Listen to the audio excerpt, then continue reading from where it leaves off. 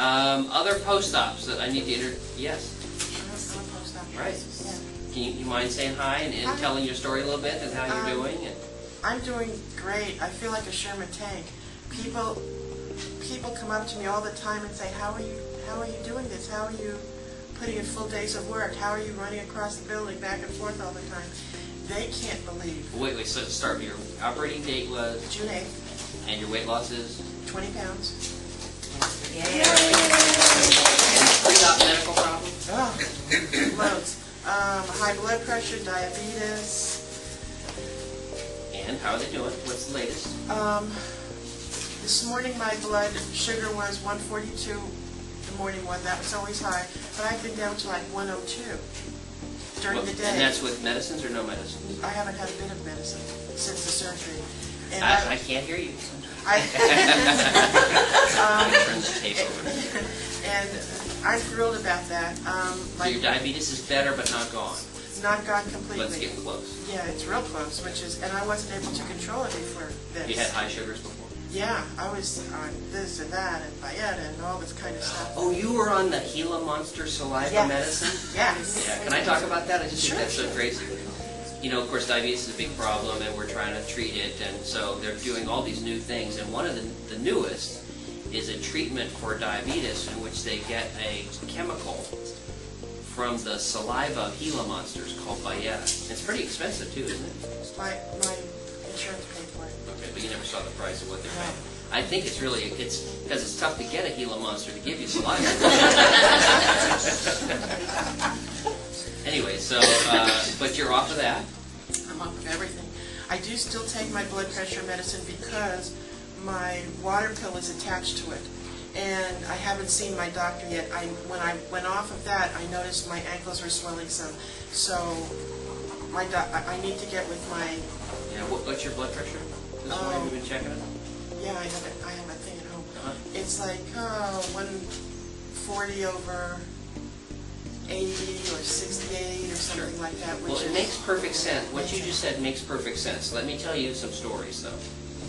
One of my patients called me from Kansas, and she said, you know, I went back to see my doctor, my blood pressure is slightly high, and he put me back on a lower dose of my blood pressure medicine. I said, I don't want you to do that. And she said, well, I don't want to disagree with my doctor. I said, there's some risk your blood pressure could get too low. And I said, I'm not worried about your blood pressure being slightly high for a couple of weeks while the surgery works on you. I am worried, though, it could go too low. And she said, well, I don't want to disagree with my doctor. And I said, all right, that's fine. And she called me a couple days later, and she says, I guess you were right. And I said, really? Why do you say that? She said, well, I'm presently laying on the floor of my office, and I can't stand up. Oh, my. Okay, so what happens is that right now, the blood pressure is being dropped partially by the surgery. And in most of our patients, it continues to drop. The nice thing would be is if it dropped your blood pressure very, very, very, well, in a perfect straight line. Okay. Has your weight loss been exactly the same day to day? No. Right. Your blood pressure loss is not going to be the same day to day. So what happens in some of our patients is an attempt to make their blood pressure perfect, they overshoot and crash. So another one of my patients is a nurse, PhD teacher at NYU in New York City. Okay, and she was in GNC when she passed out and fell over and hit one of these big tall vitamin delos. And so there were vitamin bottles all over the place, and the EMTs had to come and take her, and basically what she had was just too much blood pressure medicine plus the surgery. High blood pressure is bad over years. Slightly high blood pressure over weeks is no risk. I'd like to use the analogy of landing the jet airplane. Have you heard me tell that story? Okay. Getting your blood pressure down is like landing a jet airplane. If you come in too high, well, it's too bad, but you can come around. If you come in perfect, that's good.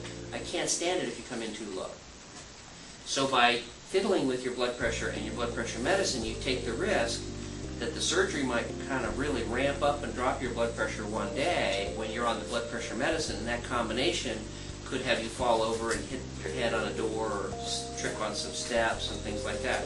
Now, I'll tell you that I'm very proud that I operated on the secretary for President Clinton, former President Clinton in Arkansas. So I operated on Clinton's secretary. Well, that's pretty cool, except she did the same thing. She went back to Arkansas, she went back to work, and she said, I called her and I asked her, diabetes is getting better, how are you doing? She said, pretty good, I just had that big black eye. And I said, what happened? She said, I fell over. So I said, here's my patient, who's my representative for the MGB in Arkansas at the President Clinton White House in Little Rock, going, yeah, that Dr. Rutledge is great, you know, except for the big black eye. So she was taking her blood pressure medicine because her blood pressure was kind of where yours is. We prefer it's slightly high now for the next weeks or months, as opposed to trying to make it perfect today. So back off. It would be my advice. Now, you don't have to, but trying to make it perfect now can lead to a fall, a black eye, or something more serious. Okay? Because just like your weight loss, the blood pressure drop is not going to be smooth. It's kind of like watching the temperature as it goes from summer to winter. It's going down, but it does a lot of this on the way.